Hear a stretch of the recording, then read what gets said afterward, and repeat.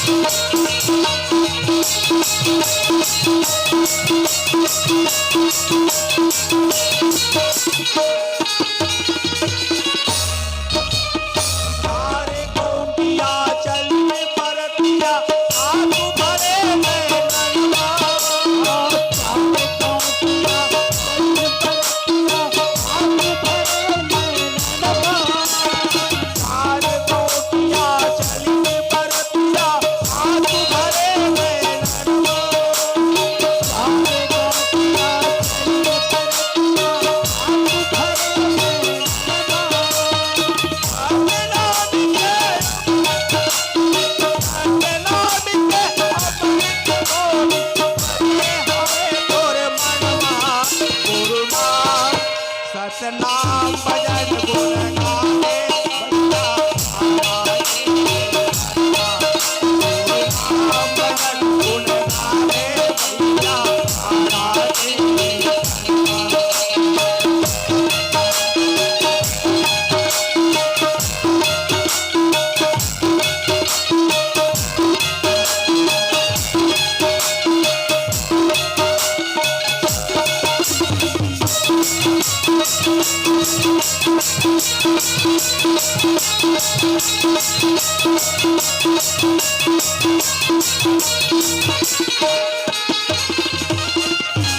बोल सतनाम बाबा की जय।